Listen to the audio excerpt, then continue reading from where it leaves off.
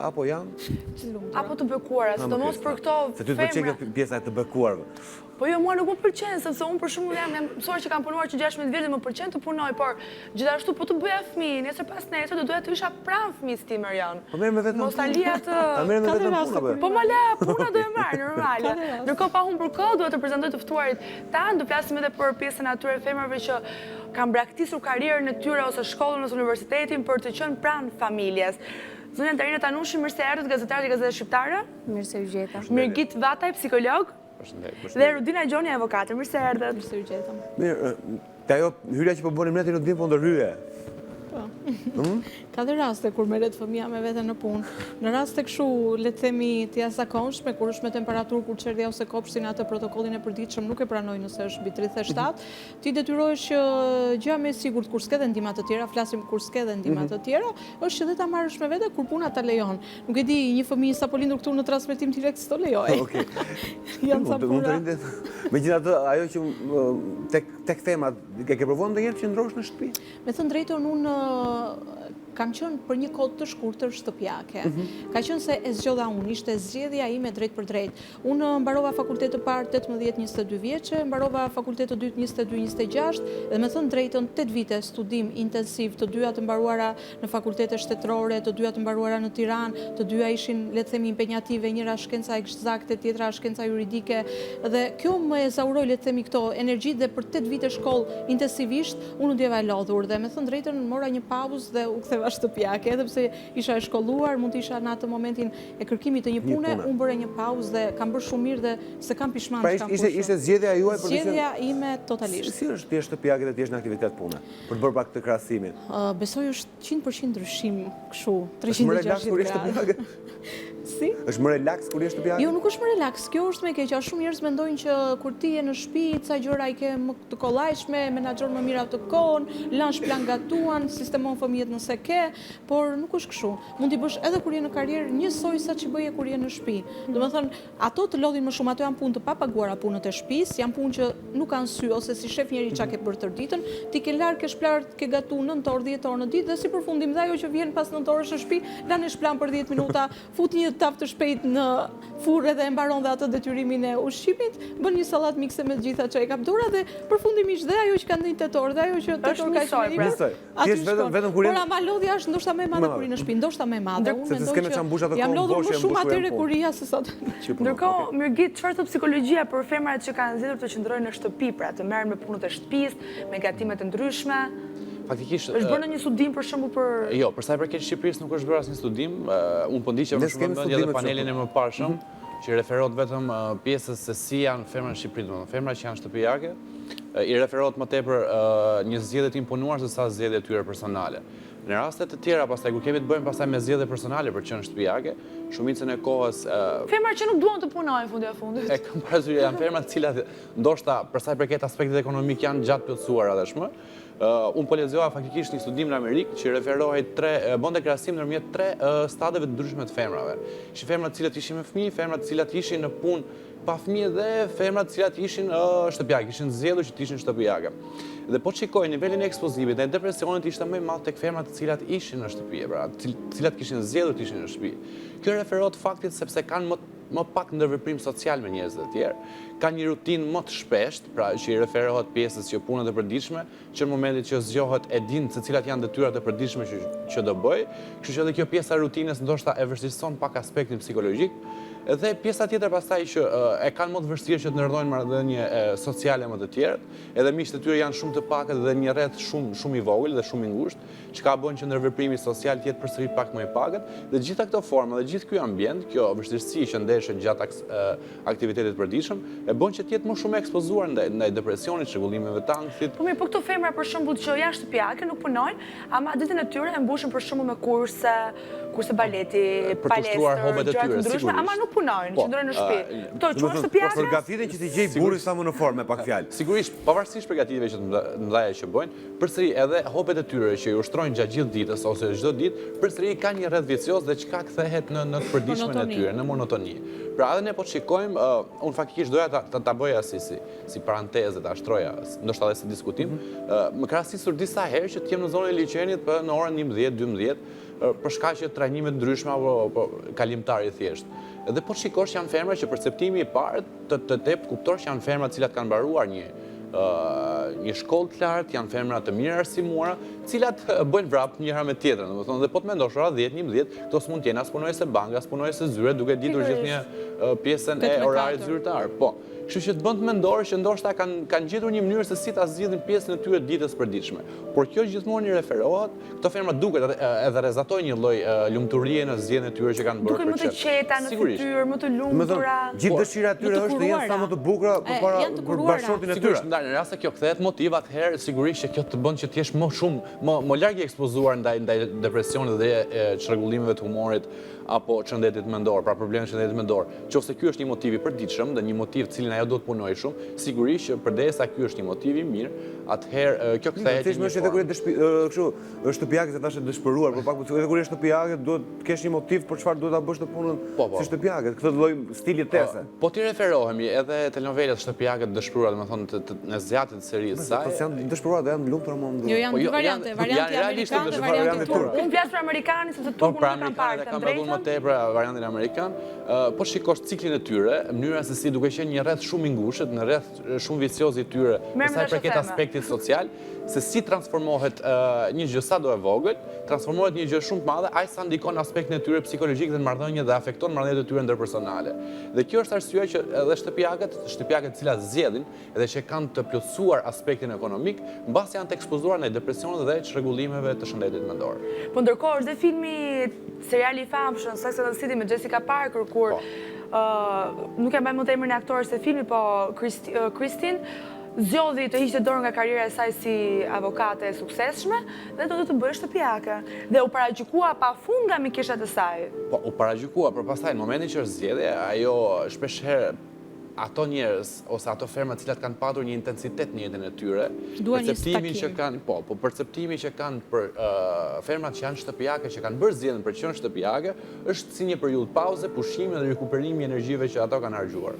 Por realisht, e pa provuar më përpara, duket si një zgjedhje e mirë. Pra në rast se kësaj referohemi, ajo niset me mendimin që të bëjë këtë zgjedhje në mënyrë që të rikuperojë dhe të marrë një pauzë dhe një lloj pushimi.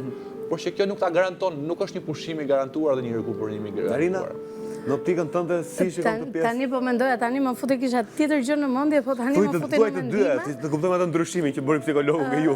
Jo, pak më parë po thosha në pritje aty, po thosha më duan një 2 vjet pushime.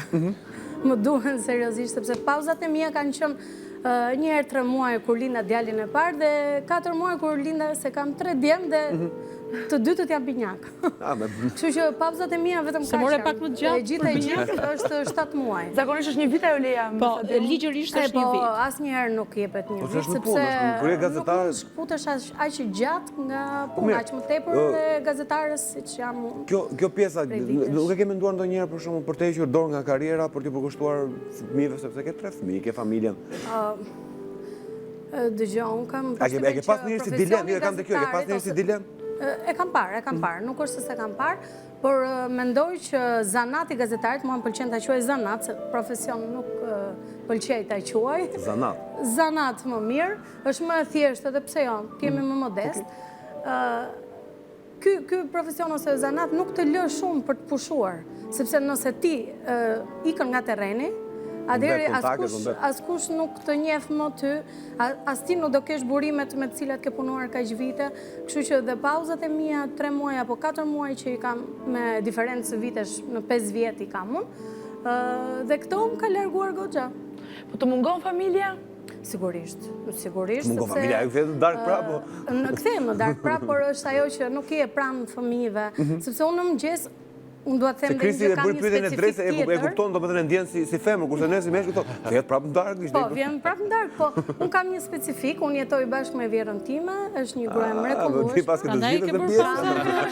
Jam vërtet me fat në këtë anë, është vërtet një grua mrekullueshme, dhe ajo është bërë goxha mbështetje për mua, për të mos folur për bashkëshorte. Pra është ky rasti ku vjera është një mikeshe mirë nusës?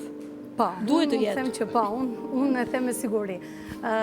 Dhe ajo më ka ndihmuar shumë, por ti ikësh nga shtëpia në mëngjes, në orën 9 apo 10 kur do kesh konferencat e shtypit apo intervistat që ti ke planifikuar, në orën 3 apo 4 do jesh në redaksi dhe shtimi artikujve. Se dhe një punë në kohë të plotë, edhe detyrime në familje. Sigurisht që me ndihmë, prandaj unë e thash në parantezë, unë kam virën që më ndihmon, bashkëshortin gjithashtu.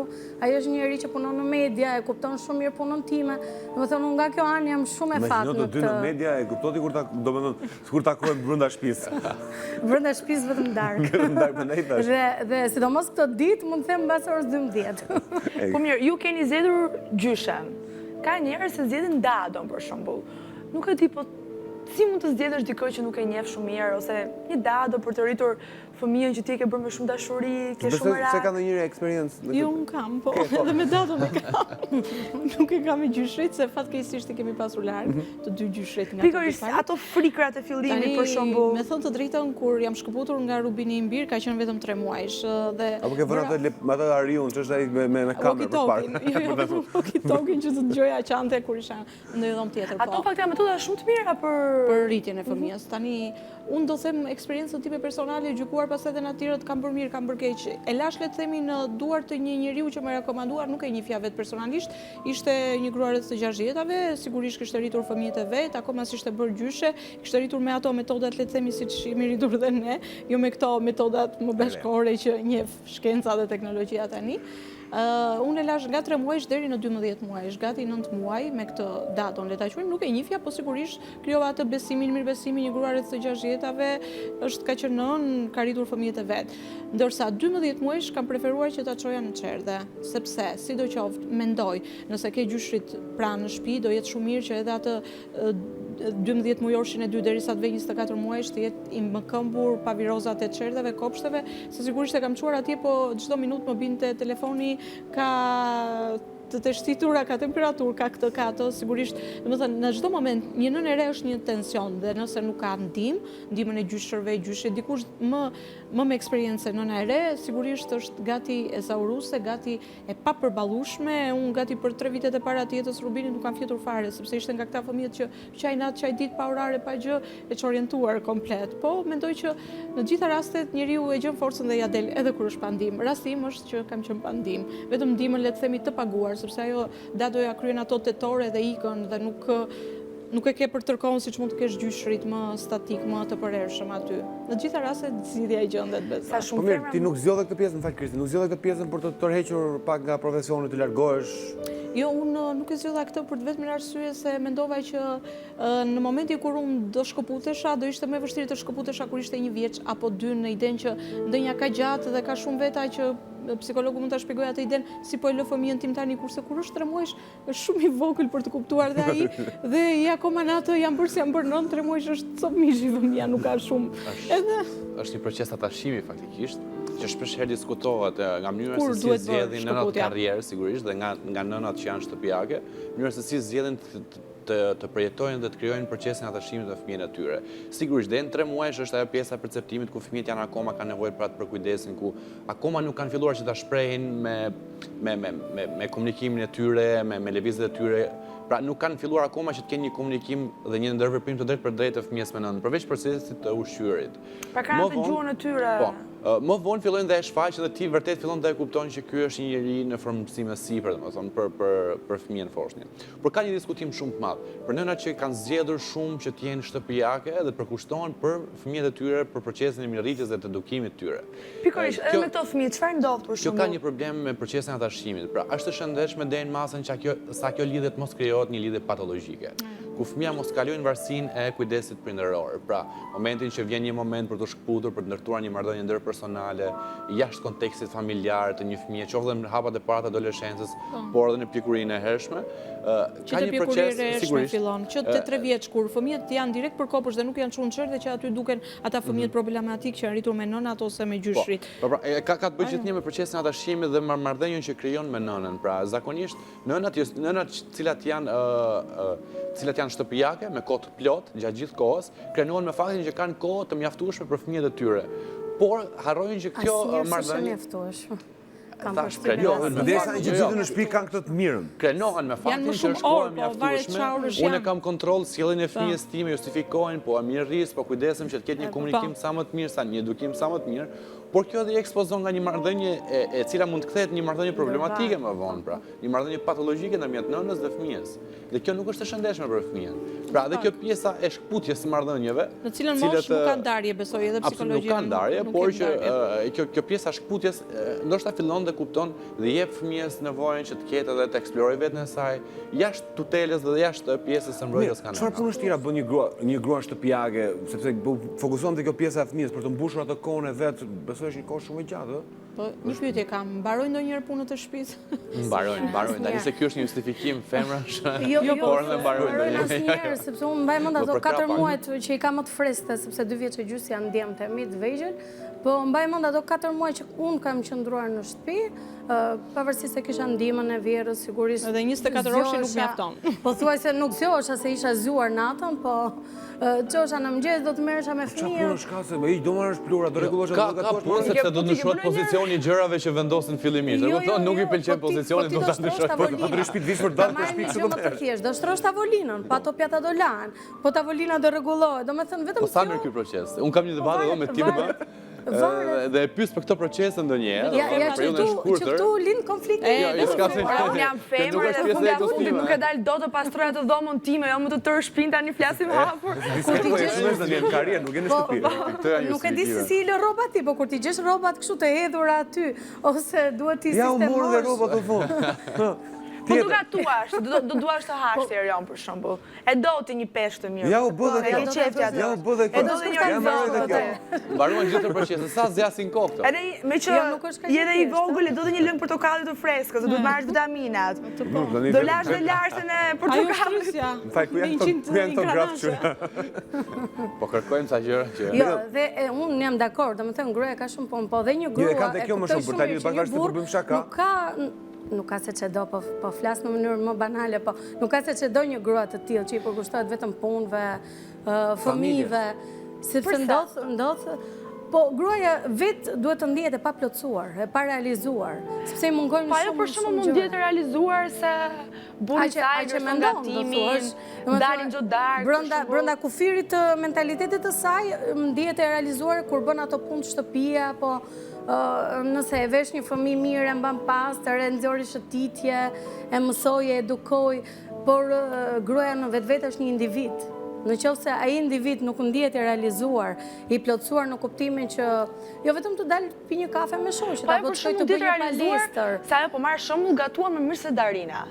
I bën burrit të saj çdo ditë gatime apo indiane, apo meksikane, apo italiane, kënaqet ai. Nuk e di, pastaj ka probleme burri që e pranon një grua me aq, ku di unë, me aq formim, nuk dua ta ofendoj asnjë grua që bën vetëm këto punë shtëpia, por seriozisht unë dua të them që gruaja duhet kërkojë nga vetja. Çdo grua, çdo vajzë, që në lindje, domethënë dikur ne nënat tona na edukoni dhe shumë mirë, unë ja di shumë për faleminderit mamas time që më ka edukuar të bëj edhe byrekun, të marrë dhe plura, të bëj çdo punë shtëpia. Po tani që e ka që thënë, bën byrekun? E bëj. Në fundjavë. Kthehem, ndoshta qëllon që një natë unë kthehem herët. Pastaj ka dhe i ditë pushim, ka dhe i ditë pushim besoj. Po patjetër, kemi edhe një ditë pushimi, e bëj edhe atë byrek. Që aty mund të jesh. Po e kam për kënaqësi. Domethënë unë kur jam në punë, jam me shoqëri, domethënë plotësoj disa nevoja të mia. Ndihem e plotësuar nga Johan dhe e ndjej për kënaqësi të laj dy herë. Kush është roli që ka një grua shtëpiake dhe pse shpeshherë i cilësojnë si shtëpiake? Se rinë në shtëpi. Në shtëpi, jo, rinë në shtëpi, shtëpiake, po kur e thua shtëpiake, duket pak sikur baraz me atë me paragjykuese. Paragjykuese, duhet baraz me një paragjykuese. Akceptohet si pozicion natyral. Po shikosh që në periudhat në fillimet e njerëzimit, meshkujt ishin ato gjahtarët, që shkonin dhe siguronin prej në tyre për të siguruar ushqimin, ndërsa femrat kujdeseshin për gatimin e pres dhe gjahtë. Pra, është që në historinë e lashtë, që në gjenezë. Është perceptim natyral për femrat shtëpiake. ka momente që kthehen dhe burrat shtëpia, ka momente në Është më shumë edhim Si është më keq, burri shtëpiak apo gruaja shtëpiake? Burri shtëpiak, Më keq është burri Është padurueshëm, mo, Pse kështu? shtëpiak. sepse vetë roli, natyra, biologjia ka kriju femrën për të ndënë në shtëpi, jo burrin. Edhe ju e besoni që e ka krijuar femrën. Pse burrat janë kuzhinierët më të mirë thonë? Po. Me 1 kg vaj, 2 kavanosa salcë mund të gatuaj dhe ta bëj kuzhinën se ftillon dot për 2 javë. Po jo, pse shikohet me kështu, një burr, qoftë është një grua suksesshme. Sepse një burr kur asnjëherë nuk mund të bëjë të njëjtat veprime që bën një grua. Një grua suksesshme në karrierë, një grua paralelisht mban fëmijën në krah, përgjigjet në telefon, gatuan dhe gjellën. 3 veprime në një kohë e bën çdo grua. Stigma gjinore. Se dhe burri mban edhe në krah. Arroje. Si ta bash tani? Babi im për shembull, Po, sigurisht, ka disa momente në gatim që mund t'i bëj. Nuk mund t'i thosha, për shembull, filan, unë mbuloj politikën në gazetën shqiptare. Nuk mund t'i thosha filan politikani, shiko se unë tani kam lindur edhe ti s'duhet më marrësh në telefon. Ose, nuk e di, apo filan zëdhënës. Darina, e ke marrë një binjakët në ndonjë intervistë apo? Jo, në revista kemi dalë, në studio jo. Po me shkujt Timon pastaj, me Timonin marrëshin në telefonin? Kemi bërë detyrat në punë ditë shtunë apo të diel, zjet, në një nga ditët që unë jam në punë. Po mirë, duhen paragjykuar të femrat cilat rrinë në shtëpi. Janë shtëpiake. Jo. Paragjykim nuk ka, mund të jetë zgjedhje, mund të jetë zgjidhje që i ka dhënë çdo femër. Çdo femër e ka në dorë vetë zgjedhjet që do bëj për jetën e vet. Unë s'mund të paragjykoj, unë kam mikesha të mia që siç po thosh janë nga këto që mbushin edhe me hobi, me palestër, me kërcim me Edhe i ke natë në një moment fare kur je lodhur. Unë mendoj që edhe ato, pavarësisht jetës së bukur në thonjza, që thonë jemi të realizuar, të plotësuar ekonominë, kemi të plotësuar gjitha këto, prap ndihem bosh. Do donin të ishin me një dosje, me një çan duke hyrë në gjykat për kështu. Ka një studim dhe për këtë pjesë, ndoshta është një mekanizëm vetëmbrojtës që këto femra e kanë. Pjesa e motivimit, çdo fund muaji që shumica femrave që janë karrierë dhe që punojnë, ju mungon atyre. Pra një shpërblim monetar dhe financiar për sa i përket punës përditshme që ata bëjnë. Ju mungon dhe të siguroj që ndoshta këtë pjesë edhe vuajnë pak, sepse si gjithmonë gjërat e gatshme ndoshta nuk t'i japin atë kënaqësinë kur ti krijon gjërat vetë. Dhe duke qenë se ti je impenuar në një punë dhe puna zakonisht kanë shpërblimin financiar, ti ndjehesh më krenare për punën që ti ke bërë. Okej, mirë, është momenti që djegim material dhe kthehemi sërish në studio. Do të ndërtojmë sërish te biseda.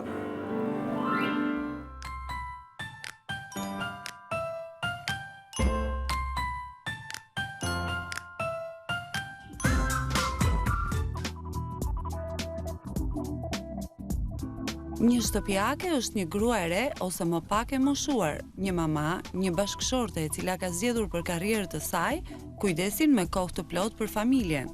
Të jesh shtëpiake nuk është turp, thot Edi Goga në librin e saj Shtëpiake të bekuara. Të jesh shtëpiake do të thotë të kuptosh të zgjedhësh rolin e zonjës së shtëpisë dhe kujdestares së përkushtuar të jetës së bashkëshortit dhe fëmijëve të tu. Të jesh shtëpiake, thot ajo në librin e saj, nuk është një gjë e keqe apo e shëmtuar. Mos e lejoni shoqërinë që të nëpërkëmb rolin tuaj dhe punën tuaj. Mos lejoni askënd që t'ju bind se nuk ja vlen që të jesh grua, të jesh mama.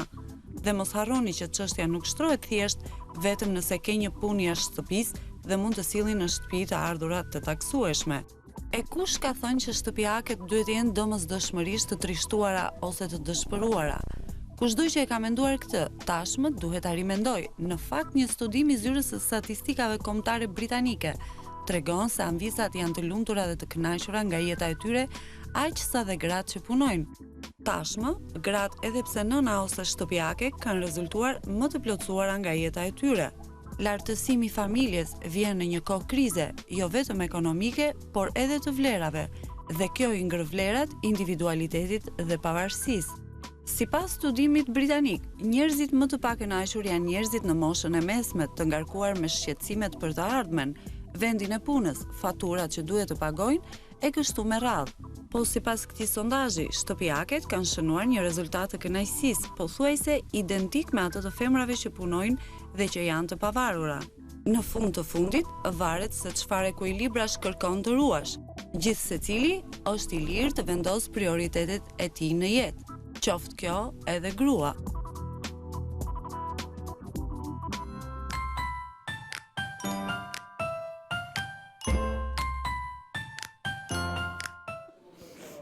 Mirë, me sërish në studio. Dojqëm të materialin, nuk ishte dhe aq keq, Si ta kujtimesh Photoshop, tha? Më ishte foto që ishte me... Me të gjitha punët njëkohësisht që mashkulli, asnjë mashkull në botë, sepse është i programuar, le të themi, biologjikisht, kështu që nuk i bën dot. Jam e sigurt që edhe mashkulli me shkacët mund të gatuaj shumë më mirë se një femër, por mund të gatuaj. Nuk mund të vëj njëkohësisht fshesën me korrent, telefonin këtu, gatimin këtu, kurse një femër njëkohësisht mund bëj 4-5 veprime. Flasim gjenetikisht janë të programuara të tilla që të kryejnë njëkohësisht shumë veprime, kurse meshkujt vetëm një problem kanë femrat, nuk llogarisin dot kohën. Se kur duhet pastrojnë në momentin që ti je në gjumë. Po ta llogarisin meshkuj. Në momentin që mashkulli është në gjumë, femrat çojnë të pastrojnë. E planifikojnë sidomos ditë shtunë ditë djeli. sipas hënës tyre, jo sipas nevojave të bashkëshortit për shembull.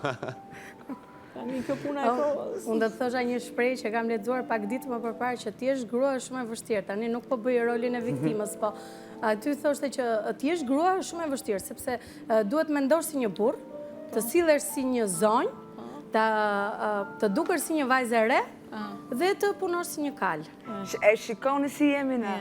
Është një të që çakullon nëpër Facebook. Jo, se më duhet bërë luftë, Gjitha motivuar dhe... Mua më është luftë e humbur, që në nisi është luftë e humbur. Sepse një mashkull kërkon një grua që ti duket në formë, apo jo? Tash ju meshkujt nuk duhet ta mohoni.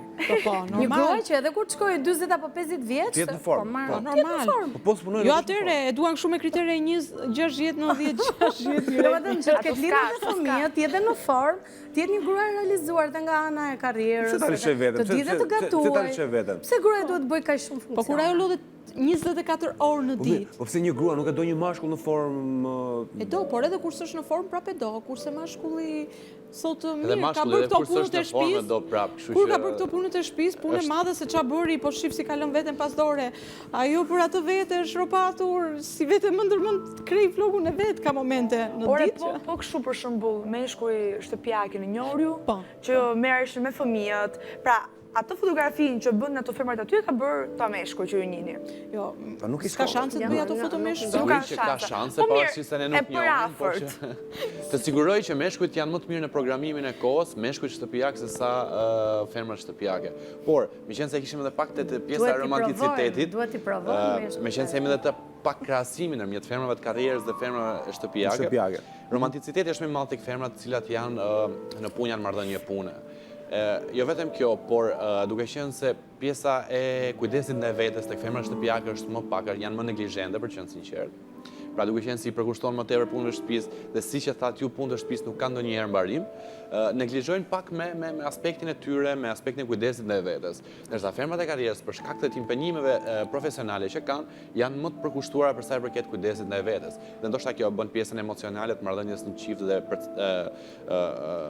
marrëdhënie ndërmjet dy partnerëve bën edhe më të mirë dhe bën edhe më të gëzueshme, më të lumtur. Pra, kjo është edhe arsyeja që shpesh herë Nuk shkojnë drejt divorcit. meshkujt predispozon më tepër që Unë do të doja kenë një zgjedhje. statistikë, po nuk kemi cilët çifte divorcojnë më shumë, ata që janë në karrierë apo intelektual apo ata që janë Në shtëpiak. rast se ne i referohemi realitetit shqiptar.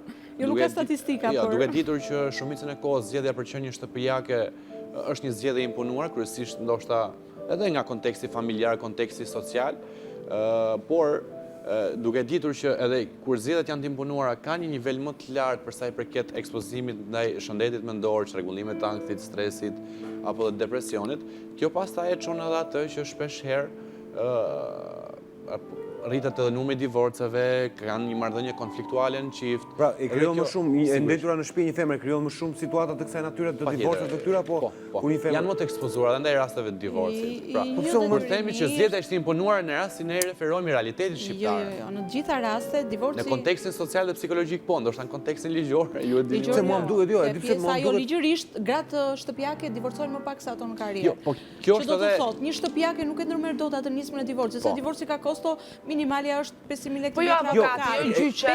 E kanë te kjo, në momentin që ti në shtëpi krijon më shumë konflikte të kësaj natyre se sa kur gruaja është në punë dhe Po nuk krijohen edhe në rastin e shtëpiake, se shtëpiake arrin në shtëpi, po buri sigurisht 16 orë të ditës është vërdall. Kur është zgjedhje e imponuar, siguroj që pjesa e ndrydhjes emocionale reflektohet në marrëdhënien çift. Në studion time, shumicën e klientëve që janë divorcuar janë këto, femrat në karrierë, femrat e pavarura, të sigurta me vetbesim. Sepse kanë mundësinë ekonomike për ta bërë. Po mirë, ndoshta nga që mashkulli ndjet më i inferior ndaj këtyre femrave? Jo. Apo nuk ka të bëjë? Është xhelozi, është zgjedhje, është kulturore, është aspekt social. Pastaj shkaqet që të çojnë në një divorc janë ai të shumta, nuk ka lidhje. Po për sa i përket fëmijëve, domethënë doja të dija këtë dallimin e një fëmijë që rritet me një nënë shtëpiake, pra që është tërkohës kujdeset pas atij, dhe një fëmijë që rritet në çerdhe.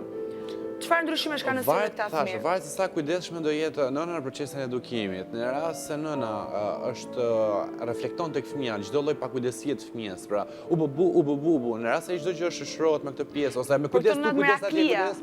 Pra meraklia mund të reflektohet edhe me ndjenja frike të fëmijës, pra sepse fëmia ka gjithmonë nevojën për të eksploruar, për të provuar gjëra të reja. Sepse nëpërmjet kontaktit dhe prekjes është procesi se si fëmia e ndjeh botën.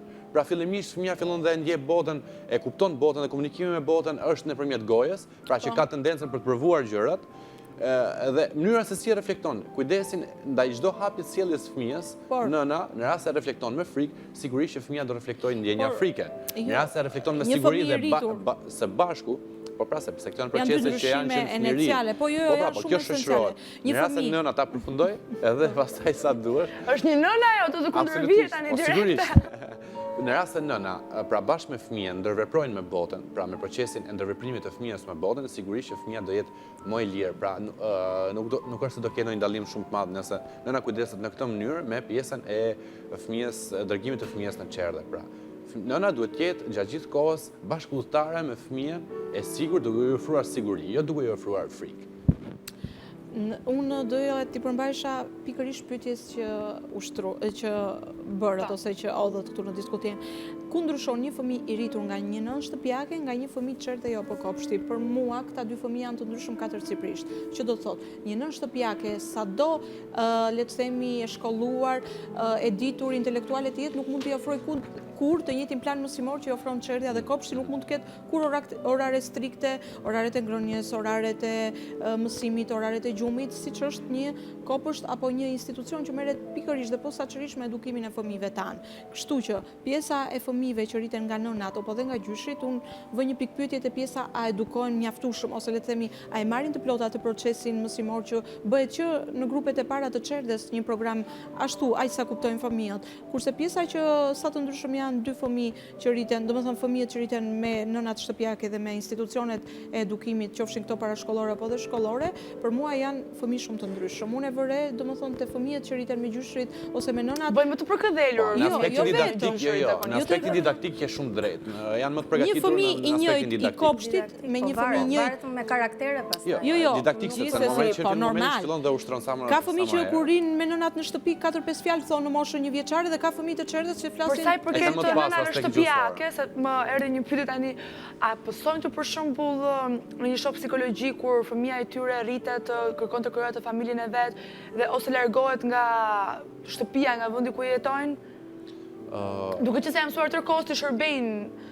Jo, varet se si e përcjell. Sigurisht që mund përcjellet edhe me frikë, mund përcjellet edhe me refuzim, sepse shohim shpesh herë kur dërgohen për herë të parë në kopësht pa kaluar në qerë dhe fëmijët fillojnë dhe çajin, ose impakti që kanë me shkollën që ditët e para fillojnë dhe çajin sepse kanë atë pjesën e atashimit me nënën. Pra, mënyra se si e përcjell nëna, në rast se nëna fillon dhe përgatit fëmijën, që janë këto cikle që duhet ndjekur në aspektin e rritjes tënde, në kapacitetet e tua, pra rritjes së kapaciteteve, ti do bësh, do mësosh më shumë gjëra, do njohësh më shumë shok.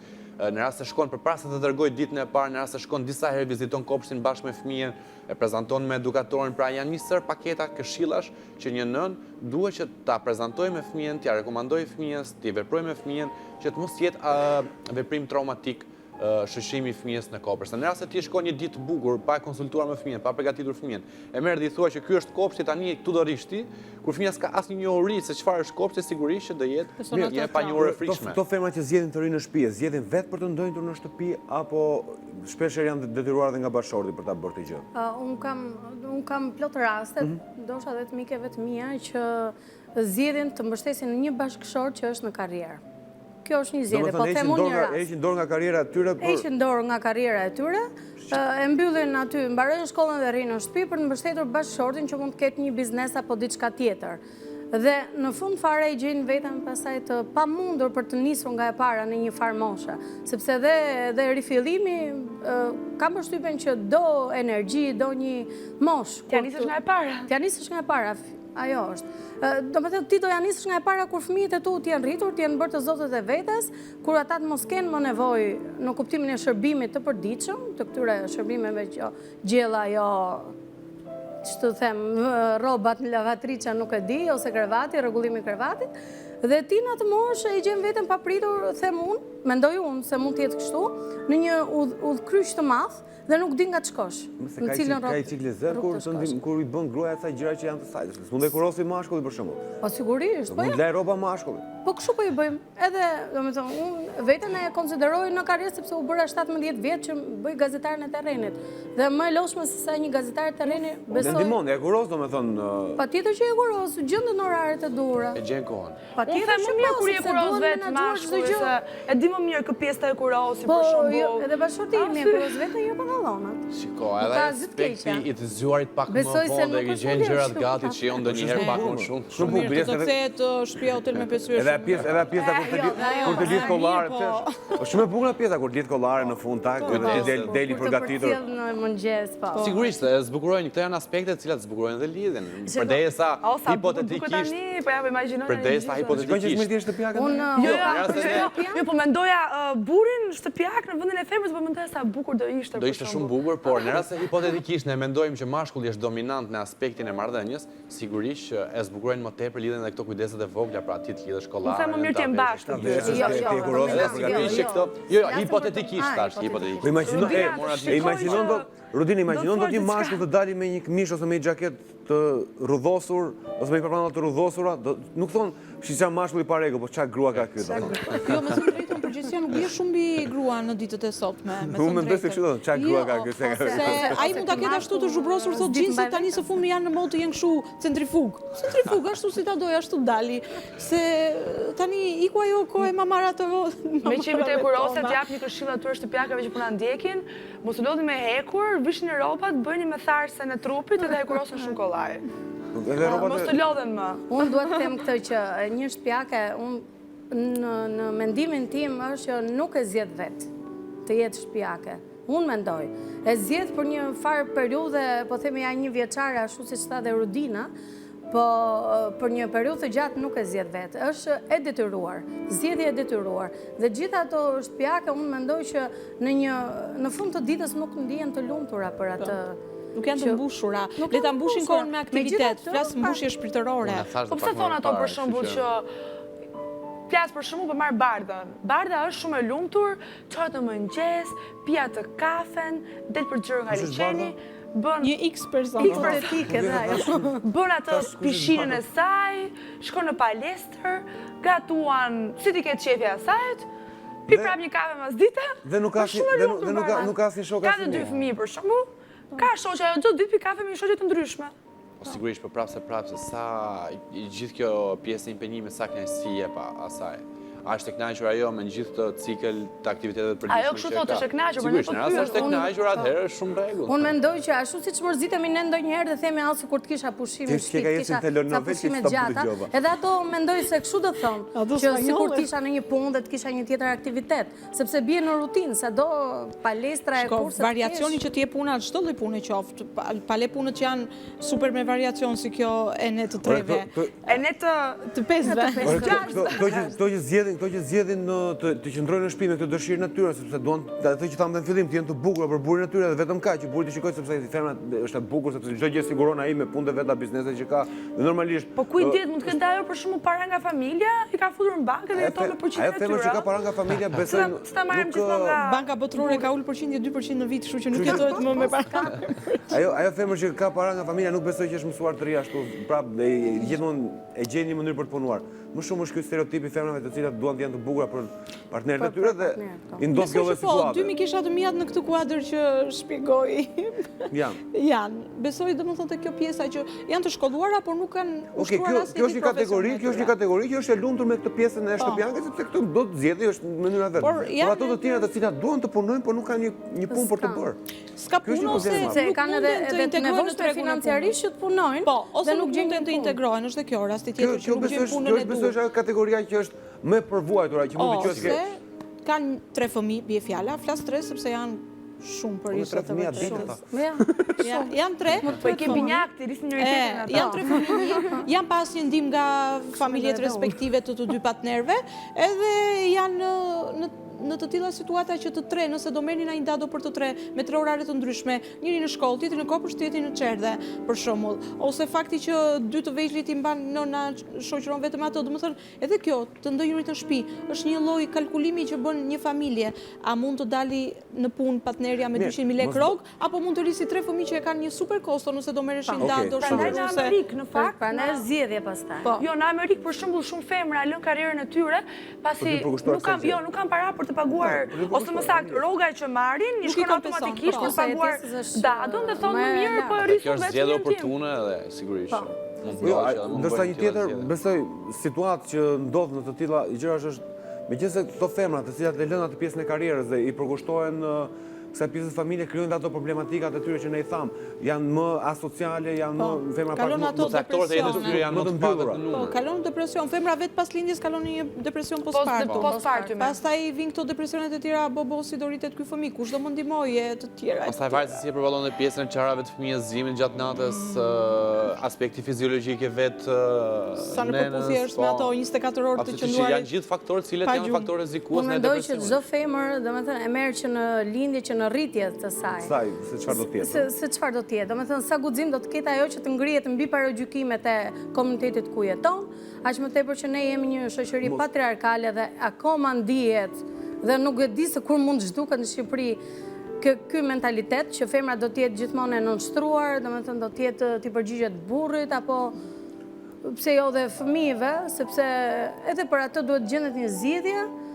Unë mendoj që për një shtëpiake a ka, domethënë, një zgjidhje të mirë që bashkëshorti të thotë urdhëro grua, merr një dado, paguaj apo çojë në një çerdhe. Mos ndoshta kjo lloj situate ka bërë dhe shtyrje në kohë të moshës për të martuar dhe për të krijuar një familje tek femrat, qoftë femrat qoftë meshkujt, ëh? Ajo mos dëshira për të marrë përgjegjësi aq të mëdha se nuk janë përgjegjësi të vogla. Kushtet janë shumë të vështira. Janë përgjegjësi të vogla, por ambicet e kanë shtyr, ambicia karrieriste. Një femë sot karrieriste si kundërtimin e familjes. Jo vetëm kjo, po edhe kushtet që të ofron shoqëria shqiptare. Do të thotë që një femër nëse nuk ka punë ose nëse është shkolluar dhe akoma s'është sistemuar në tregun e punës, nuk ka filluar ato le të vendos hapat e para ose shinat ku do orientohet për karrierën e vet, nuk mund të fillojë një fëmijë kështu 22-23 vjeçe, shumica e bëjnë, se varet domethënë sa guxim ke, po njerëzit që mendojnë dhe me statistik sa më shumë intelektual, sa më shumë i zgjuar të ishe, aq më pak fëmijë sillje në jetë. Dhe aq më shumë mendosh përpara se të konceptosh fëmijën. Po, tani edhe shumë mos u mendoni. Jo, ne nuk duam. Sepse çdo njeriu i ndodh është e vërtetuar ajo që një njeri duhet të vendosë për jetën e tij në një moshë. Mirë, unë bëra pyetje tek paneli i parë. Është më mirë të bësh karrierën pastaj të krijosh një familje apo të krijosh familje dhe pastaj të nisësh karrierën për femër? Unë mendoj paralelisht. Paralelisht do ishte optimale, po optimale. Si paralelisht? Paralelisht, po, edhe të bësh karrierë edhe fëmijë, edhe të jesh me gjitha kështu, le të themi në balans. Pastaj ti rahat për kohën e mbetur. Kanë kaq fuqi femra Po sepse ti nuk mund të paralelisht i kam bërë gjitha për vetë. Ku di unë 45 vjeç, po them unë ta. Ora biologjike bën countdown. Mbi të 40-at risku për të mbetur shtatzan. Më fal që ju pyes. Edhe fiziologjikisht. Ju keni se më bën kurioze ky rast. Ju keni mbaruar universitetin dhe më pas keni krijuar ato familjen? Po, si ka qenë? Unë për vete do flas nga eksperjenca personale, e mendova shumë të sjellurin në jetë një fëmije. Shumë do të thotë, nëse unë pata njojën time 18 vjeçë dhe fëmijën e solla 28, i bie 10 vjet që unë jam menduar për të sjellë këtë fëmijë.